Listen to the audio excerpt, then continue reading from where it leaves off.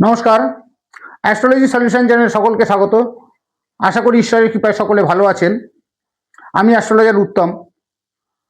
আজ আমরা আলোচনা করব জন্মছকের কর্মস্থান অর্থাৎ দশম ভাবে যদি কেতু অবস্থান করে সেক্ষেত্রে জাতক জাতিকা কীরূপ শুভ বা অশুভ ফল পেয়ে থাকেন এবং এই অশুভ ফলগুলো আপনারা সহজে কিভাবে ঘরোয়াভাবে প্রতিকার করতে পারবেন সেই বিষয় নিয়ে আজ আমরা আলোচনা করব।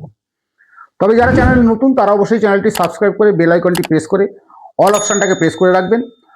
আর যারা ফেসবুক থেকে দেখছেন তারা অবশ্যই চ্যানেলটি লাইক, ফলো ও শেয়ার করে অপরকে দেখার সুযোগ করে দেবেন।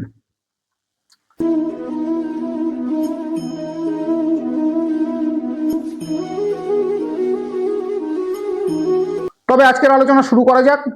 আজকের আলোচনার বিষয় হচ্ছে জন্মছকের দশম ভাবে অর্থাৎ কর্মভাবে যদি কেতু অবস্থান করে সেক্ষেত্রে কি শুভ বা অশুভ ফল পাওয়া যায় এবং তার প্রতিকার।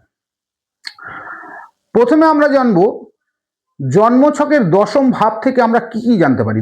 দশম ভাব হচ্ছে কর্মভাব।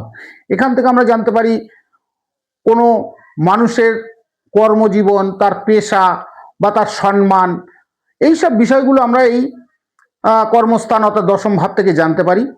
তার পিতার সহিত তার সম্পর্ক কেমন থাকবে, তিনি কোন পেশায় তিনি লাভবান হবেন বা তার সামাজিক মর্যাদা কেমন থাকবে, কি ধরনের পেশায় তিনি সফলতা অর্জন করতে পারবেন, কর্মক্ষেত্রে তার পদোন্নতি বা কর্মক্ষেত্রে তিনি কতটা সফল হতে পারবেন, সরকারি চাকরি করতে পারবেন না বেসরকারি কাজে তিনি আগ্রহী হবেন বা সরকারি বা বেসরকারি কোন কাজে তিনি সফলতা অর্জন করতে পারবেন, তিনি সামাজিক মর্যাদা কত পাবেন, কিরকম সমাজে তার মর্যাদা থাকবে, উচ্চ পদ বা নেতৃত্বের সুযোগ তিনি পেয়ে থাকবেন কিনা, পেলেও তিনি সেটা কতটা কাজে লাগিয়ে জীবনে উন্নতি করতে পারবেন, পিতার সহিত তার সম্পর্ক কেমন থাকবে, এই সব বিষয়গুলো এই দশম ভাব থেকে জানা যায়। কিন্তু এই দশম ভাবে কেতুর যে প্রভাব সেগুলো নির্ভর করে তার রাশি, তার লগ্ন, তার দৃষ্টি, দশা, অন্তর্দশা বা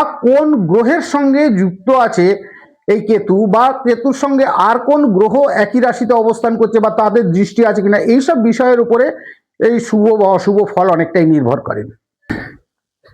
দেখুন, আপনারা এখানে একটা জন্মছক দেখতে পাচ্ছেন। এই জন্মছকের আমরা এখানে মেষ রাশিকে যদি লগ্ন ধরি, মেষ রাশি যদি লগ্ন হয় তাহলে লগ্ন স্থান হবে তার 1 নম্বর স্থান, অ্যান্টি ক্লকওয়াইজ তার দশম স্থান হবে মকর রাশি, যার অধিপতি হচ্ছে শনি। আবার যারা বৃষ রাশি হবে তার দশম স্থান হবে কুম্ভ রাশি, যদি কর্কট রাশি হয় তার দশম স্থান হবে মীন রাশি। এই ধরনের অ্যান্টি ক্লকওয়াইজ আপনার যেখানে জন্মছকের লং কথাটা লেখা রয়েছে সেটা হচ্ছে আপনার লগ্নস্থান, সেখান থেকে অ্যান্টি ক্লকওয়াইজ আপনারা দশম স্থানটা দেখে নেবেন, তাহলে আপনার দশম স্থান বিচার করতে সুবিধা হবে। এই দশম স্থানে যদি কেতু অবস্থান করে সেক্ষেত্রে কিরকম ফল পেতে পারেন। দেখুন, এখানে আমরা মেষ রাশিকে লগ্ন ধরেছি, তার দশম স্থান হচ্ছে এই মকর রাশি। এই মকর রাশির অধিপতি হচ্ছে শনি। শনি হচ্ছে কর্মফলদাতা, কেরিয়ার, সামাজিক মর্যাদাকে নির্দেশ করে এই শনি। শনি কিন্তু ন্যায় এবং জীবনে যদি সে মানে কঠোর পরিশ্রম করে তার কিন্তু স্থায়ী সফলতা লাভ করতে তারা সক্ষম হয়। এই দশম স্থানে যদি কেতু অবস্থান করে, অর্থাৎ এখানে যদি কেতু অবস্থান করে সেক্ষেত্রে তার মানসিক একাগ্রতা অনেক বেশি থাকে, গবেষণামূলক কাজের প্রতি তিনি আগ্রহী হন, তার সবসময় গবেষণামূলক কাজের প্রতি তার ঝোঁক থাকে এবং আধ্যাত্মিক চিন্তাভাবনা তার মধ্যে অনেক বেশি থাকে। কর্মক্ষেত্রে হঠাৎ তার পরিবর্তন হওয়ার সম্ভাবনা থাকে। হঠাৎ পরিবর্তন মানে সেটা ভালো পরিবর্তন হতে পারে, খারাপ পরিবর্তন হতে পারে। হঠাৎ কর্মক্ষেত্রে হঠাৎ পদোন্নতি হতে পারে বা কর্মক্ষেত্রে হঠাৎ তার চাকরির এমন একটা সমস্যা হলো হয়তো তার চাকরির পরিবর্তন করতে পারে। হঠাৎ কোনো পরিবর্তন তার জীবনে এই কেতু এনে দেবে। তার টেকনিক্যাল কাজে এরা সবসময় আগ্রহী হন এবং এরা পারদর্শী হয়ে থাকেন।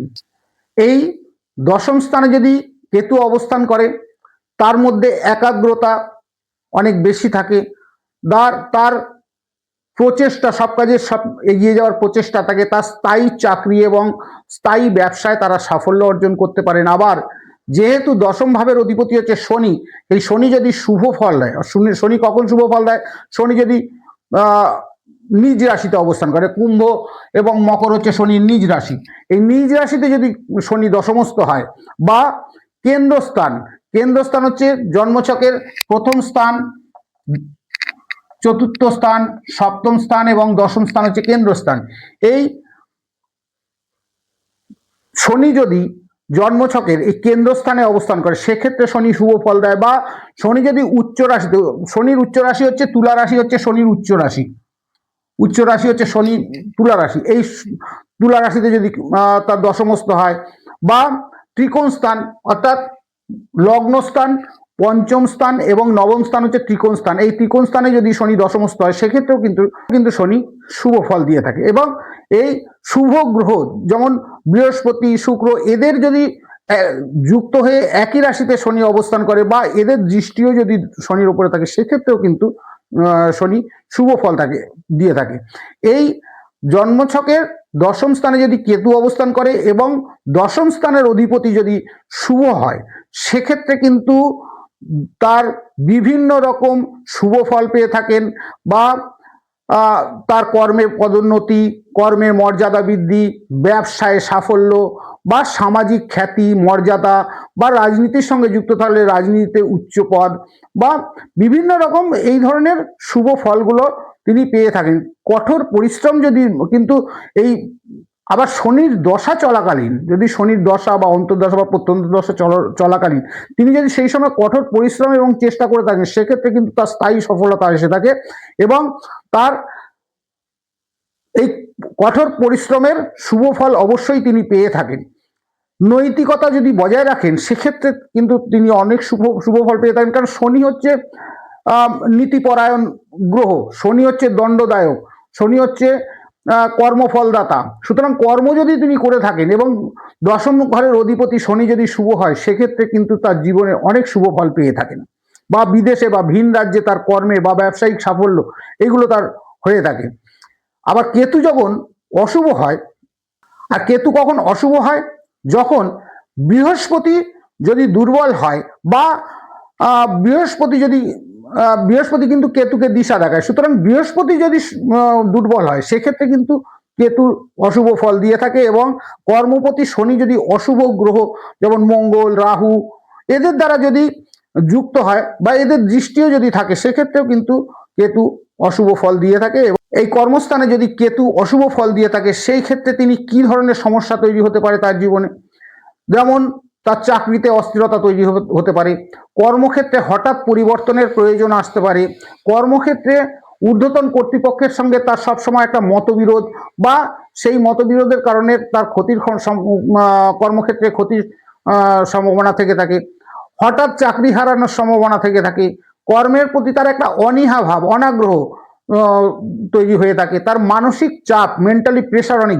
বেশি থাকে এবং কর্মক্ষেত্রে তার সম্মানহানির সমস্যা থাকে, ব্যবসায় ক্ষতি এবং ভুল সিদ্ধান্তের কারণে ক্ষতিগ্রস্ত হওয়ার সম্ভাবনা থাকে, বারবার তার কাজের পরিবর্তন বা কর্মক্ষেত্র হোক বা তার ব্যবসা পরিবর্তন হওয়ার সম্ভাবনা থাকে এবং তার কর্মক্ষেত্রে বা ব্যবসায়ের ক্ষেত্রে যদি সফল হন সেটা অনেক দেরিতে হয়।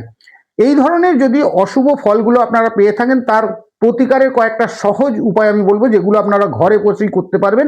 এগুলো যদি আপনারা নিয়মিত করেন অবশ্যই তার থেকে সুফল পাবেন। যেমন প্রতিদিন আপনারা গণেশের পুজো করুন এবং কেতুর মন্ত্র ওং কেং কেতবেই নমঃ এই মন্ত্রটা আপনারা 108 বার করে জপ করুন। শনিবার মঙ্গলবার আপনারা দুধ মিষ্টি কোনো দরিদ্র ব্রাহ্মণ বা দরিদ্র ব্যক্তিকে আপনারা দান করুন, তাদেরকে সন্তুষ্ট করে খাওয়ান, তাদের আশীর্বাদ লাভ করুন, এতে আপনারা অনেক শুভ ফল পাবেন।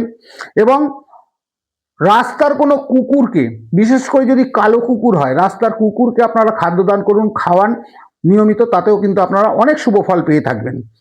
এছাড়াও আপনারা ভালো জ্যোতিষীর পরামর্শ নিয়ে আপনারা ক্যাটস আই রত্নটা ব্যবহার করতে পারেন, কিন্তু ক্যাটস আই রত্ন ব্যবহার করার আগে অবশ্যই কোনো ভালো জ্যোতিষীর পরামর্শ নেবেন। কারণ এই কেতু অশুভ প্রভাবের জন্য আপনার বয়স অনুযায়ী কি পরিমাণ আপনার এই ক্যাটস আই লাগবে বা কোন ক্যাটস আই আপনারা কিভাবে ব্যবহার করবেন এগুলো জানার জন্য একটা ভালো জ্যোতিষীর অবশ্যই আপনারা পরামর্শ নেবেন। আর সবার পক্ষে তো এই রত্ন কেনা সম্ভব হয় না, সেক্ষেত্রে আপনারা দেখবেন এই রাস্তার ধারে যেসব গাছগাছড়া বিক্রি হয় তাদের থেকে আপনারা একটা অশ্বগন্ধার মূল নিতে পারেন, অশ্বগন্ধার মূল নিয়ে আপনারা ব্যবহার করতে পারেন। কিন্তু যদি এই অশ্বগন্ধা মূল ব্যবহার করেন সেটা আপনারা 2 সপ্তাহ পর পর চেঞ্জ করবেন, কারণ এর কার্যকারিতা বেশি দিন থাকে না। 2 সপ্তাহ পর আপনার চেঞ্জ করলেন, আবার নতুন করলেন, এইভাবে যদি আপনারা করেন তাতে কিন্তু আপনাদের অনেক শুভ ফল পাবেন। তবে এই যে প্রতিকারগুলো বললাম এগুলো আপনাদের নিয়মিত করতে হবে। ওই 2 দিন করে ছেড়ে দিলেন, আবার 2 দিন পরে ধরলেন, এরকম করলে কিন্তু এর কোনো সুফল পাওয়া যায় না। এর সুফল পেতে গেলে আপনারা নিয়মিত এই প্রতিকারগুলো করুন, দেখবেন আপনারা এর থেকে অনেক শুভ ফল পাবেন। আপনার জন্মছকে কেতুর অবস্থান বা আপনার জন্মছক বিচার বা কিরূপ কেতু আপনার জীবনে শুভ বা অশুভ ফল দিতে পারে এবং সেগুলো আপনার কিভাবে প্রতিকার করবেন, এগুলো জানার জন্য কমেন্ট বক্সে আপনার জন্ম তারিখ, জন্মস্থান এবং জন্ম সময় লিখুন। আমি আপনাদের সাথে অবশ্যই উত্তর দেব। আর যারা কুষ্টি, ঠিকুজি বা যে কোনো রকম সমস্যার সমাধানের জন্য আপনারা ডিসক্রিপশন বক্সে আমার হোয়াটসঅ্যাপ নাম্বার দেওয়া থাকবে, সেই হোয়াটসঅ্যাপ নাম্বারে যোগাযোগ করুন, অবশ্যই আমি যোগাযোগ করে নেব। তবে আজকের আলোচনা এখানেই শেষ করা যাক। নমস্কার।